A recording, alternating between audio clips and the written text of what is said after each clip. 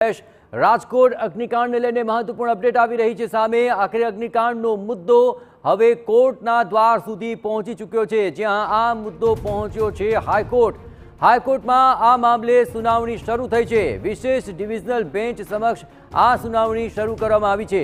Fire NOC મામલે કોર્ટના હુકમ છતાં પણ પાલન ન થતું હોવાની રજૂઆત કરવામાં આવી છે। રાજકોટના ગેમ ઝોનમાં ફાયર વિભાગે મંજૂરી નહોતી આપી તેવી સ્પષ્ટ રજૂઆત અહીં કરવામાં આવી રહી છે। તંત્રની ગંભીર બેદરકારીથી આ બનાવ બન્યો હોવાનો સીધો આક્ષેપ લગાવવામાં આવ્યો છે। તો મહત્વપૂર્ણ અપડેટ રાજકોટની કરુણાંતિકાને લઈને કે હાઈકોર્ટને લઈને આ સમગ્ર મામલે સુનાવણી થઈ છે, જ્યાં અગ્નિકાંડનો મુદ્દો હાઈકોર્ટમાં પહોંચ્યો છે। વધુ વિગતે વાત કરવા જોડાઈ રહ્યા છે ટીવી9 સંવાદદાતા રોનક, આ સમગ્ર મામલો કોર્ટ સુધી પહોંચ્યો છે। સુનાવણીમાં શું ચાલી રહ્યું છે, કયા કયા આક્ષેપ લાગ્યા છે?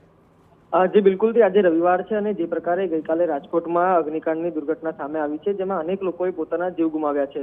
મહત્વની બાબત એ છે કે તેમાં ઘણા બધા બાળકો પણ છે અને આ જ બાબત જે છે ખૂબ ચિંતાજનક છે। તેને લઈને જ ગુજરાત હાઈકોર્ટમાં એક વિશેષ બેન્ચ સમક્ષ સુનાવણીની માંગ કરવામાં આવી હતી, જેમાં રજિસ્ટ્રાર તરફથી આ બેન્ચની સુનાવણી માટે મંજૂરી આપવામાં આવી હતી અને ત્યારબાદ વહેલી સવારે એટલે કે 10 વાગે જ આ જે સુનાવણી છે તે ગુજરાત હાઈકોર્ટના ડિવિઝનલ બેન્ચમાં શરૂ કરવામાં આવી છે, જેમાં જસ્ટિસ બીરેન વૈષ્ણવ છે અને તેમની સાથે એક અન્ય જે ન્યાયાધીશ છે તેમની કોર્ટ સમક્ષ જે સુનાવણી છે તેમાં ચાલી રહી છે। મહત્વનું છે કે જે ગુજરાત હાઈકોર્ટ એડવોકેટ એસોસિએશનના પ્રમુખ છે તેઓ પણ રજૂઆત કરી રહ્યા છે અને અગાઉ જે પ્રકારે ફાયર વિભાગ અને જે ફાયરની બેદરકારીના કારણે જે અગ્નિકાંડ થયા છે તેને લઈને જે સુનાવણી ચાલી રહી છે તેના કોર્ટ મિત્ર અમિત પંચાલ પણ કોર્ટમાં રજૂઆત કરી રહ્યા છે।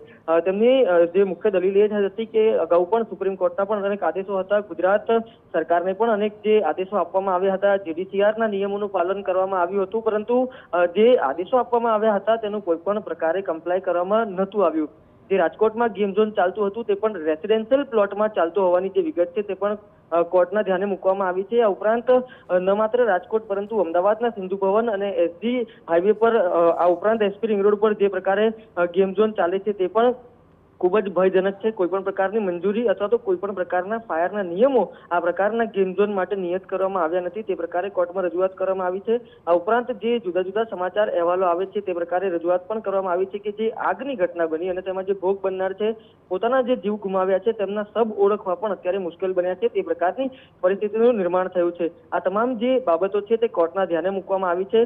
મહત્વનું છે કે વિશેષ બેન્ચ સમક્ષ આ સુનાવણી ચાલી રહી છે ત્યારે કોર્ટે પણ આ સમગ્ર બાબતે જે ગંભીર ચિંતા છે તે વ્યક્ત કરી છે અને કોર્ટના ધ્યાને પણ આવ્યું છે। ત્યારબાદ કોર્ટે જે પ્રાથમિક હુકમ જે અત્યારે કરી રહ્યા છે તેમાં લખાવ્યું છે કે જે એસપી રિંગ રોડ હોય, સિંધુ ભવન હોય, આ ઉપરાંત રાજકોટ કે સમગ્ર રાજ્યમાં આ પ્રકારે ગેમ ઝોન ચાલી રહ્યા છે તેની સામે કયા પ્રકારના નિયમો છે અને જો આવી કોઈ ઘટના સામે આવી છે તો કયા પ્રકારના એક્શન લેવા જોઈએ, આ તમામ બાબતો ઉપર અત્યારે ચર્ચા ચાલી રહી છે। સુનાવણી હજુ પણ ચાલી રહી છે ત્યારે કોર્ટ અત્યારે જે હુકમ છે તે લખાવી રહી છે, ત્યારે કયા પ્રકારના હુકમો છે, કયા પ્રકારના આદેશ રાજ્ય સરકારને આપવામાં આવે છે અને જો આ પ્રકારની ઘટના સામે આવી છે તો કોની બેદરકારીથી આ પ્રકારે જે સમગ્ર ઘટના છે તે પ્રકાશમાં આવી છે। આ ઉપરાંત ફાયર વિભાગના જે પણ સાધનો હતા તે સાધનો માત્ર શોભાના ગાંઠિયા સમાન હતા, તે પ્રકારની પણ રજૂઆત કોર્ટમાં કરવામાં આવી છે। જે પાઇપલાઇનો છે તે તો ખેંચવામાં આવી હતી, પરંતુ તે ફાયરના પંપ છે તે માત્ર ને માત્ર મૂકવામાં જ આવ્યા હતા, તેનું કોઈ પણ પ્રકારનું કનેક્શન છે તે આપવામાં નહોતું આવ્યું, તે પ્રકારની પણ રજૂઆત અત્યારે હાઈકોર્ટમાં કરવામાં આવી રહી છે। આવા રોનક, તમામ ગતિવિધિઓ પર આપ નજર રાખતા રહેજો। તો હાઈકોર્ટ ગમે ત્યારે જે હુકમ લખાવી રહી છે તેની તમામ વિગતો બહાર આવી શકે છે અને એ વિગતો આવતાની સાથે ટીવી9 આપ સુધી એ તમામ બાબતો જણાવશે, પણ હાઈકોર્ટે સ્પષ્ટપણે આ સમગ્ર મામલે ગંભીર બેદરકારી હોય તે અવલોકન કર્યું છે અને ત્યારબાદ હવે શું આદેશ સામે આવશે તે જોવું રહ્યું।